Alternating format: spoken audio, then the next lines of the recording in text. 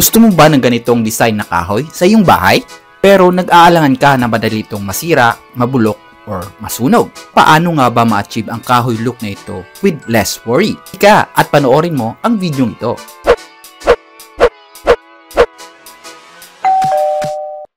Well, magandang araw. Andito na naman ang isang video na makakatulong especially dun sa magpapatayo ng bahay. Kung naghahanap kayo ng mga contents all about house design and construction, subscribe na dito sa ating channel. I-click na rin ang notification bell para updated ka sa bago nating mga videos. Sure na ang mga video ito ay makakatulong sa inyo.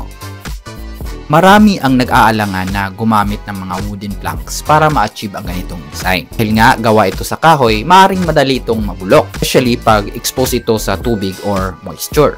O di naman kaya atakihin ito ng anay or delikado sa sunog. So ano nga ba ang alternative sa natural wood pero kuhang-kuha pa rin ang wooden aesthetic na safe at matibay pa? Let me introduce you to Paisim Plank. Ang kahoy na simento. Ano ito? Well, ating pag-usapan. So, nandito tayo ngayon sa isa nating project kung saan tayo ang gumawa ng facade design. At papakita lang natin yung ginawa natin sa Paisim Planks natin dito. Yun. Tsaka dito na part. Ginamit ko yung Paisim Planks para magkaroon ng parang wooden na details sa ating facade. Para magmukha itong may something. Anyway, naka-gray para medyo industrial din yung dating. Kaya check natin ang facade na to.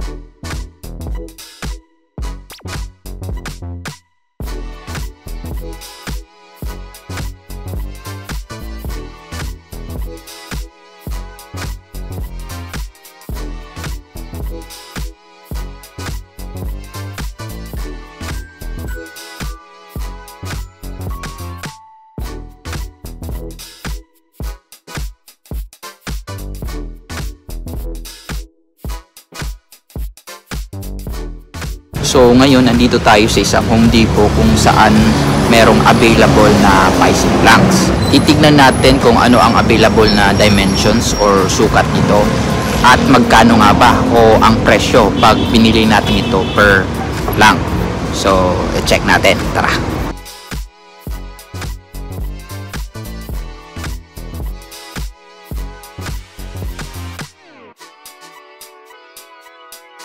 So, ito yung presyo niya, 475 per piece. So, yung sukat niya is 0.2 meters by 3 meters.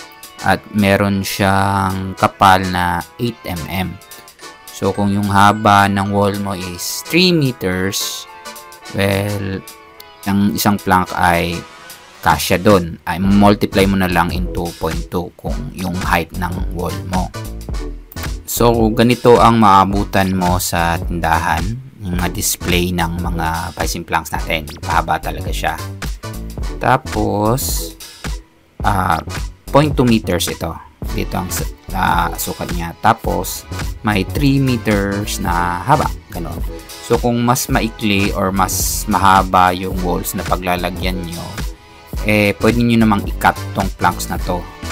So, paano nga ba i-cut? Well, usually cutting disc or grinder yung ginagamit natin para ma-cut natin yung ganitong plank. Tapos, merong iba't ibang base color. Ito, tsaka ito. Well, usually, after ma-install is pinipinturahan natin to ng kulay na gusto natin. Kahit anong tip natin, no? And then, makikita rin natin yung pattern ng wood grains or haspe, ika nga. So, ito yung part na texturized. So, dapat, of course, common sense naman na ito yung nakaharap sa labas. So, ayan. Yan yung kanyang patterns.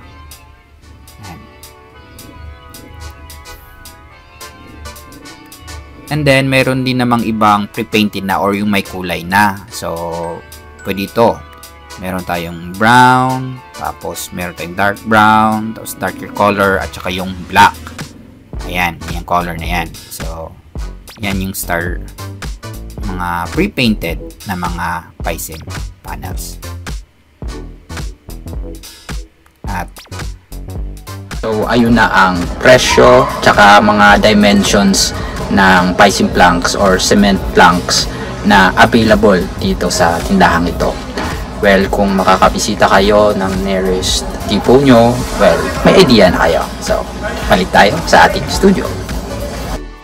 Well, generally, ang isang Piscine plank ay gawa sa Piscine board. So, as cladding, again, kailangan mo nito ng back wall or yung main wall na pagpapatungan mo nito. Pag ready na ang wall na yon, pwede nang maglagay ng metal or wooden frames. Ito muna yung idinidikit sa main wall. And after mong ma-install yung framing sa main wall, pwede mo na doon i-install yung mga Piscine planks. Again, main wall, framing, then yung Piscine planks na cladding natin. Ang arrangement ito ay overlapping, meaning yung isang panel ay papatong sa itaas na portion ng panel para matakpan yung pinakuan nila. So, common sense pag magsa-start ka ng installation, syempre sa baba mo yung uunahin na plank. Then, pataas yung kanyang installation. Pinakababang part or yung starting plank natin ay may i-install muna tayong tinatawag na starting strip. Pwede itong PVC or metal. Naglalagay tayo ng strip na yon para maging incline yung pinakaunang plank sa ibaba ng ating wall. At syempre, yung surface na may grains or may haspe, yun yung naka-expose sa labas para again magmukha itong kahoy. Now, after installation ay kailangan mo itong i-finish ng kulay na gusto mo. Syempre, pwedeng pintura lang ang pang-finish dito gaya ng ginawa natin sa ating project na kulay gray ang napili nating color scheme. Syempre, maaari ka ring pumili ng iba pang wooden shade gaya ng maple, mahogany, oak, at iba pang kulay na pangkahoy talaga.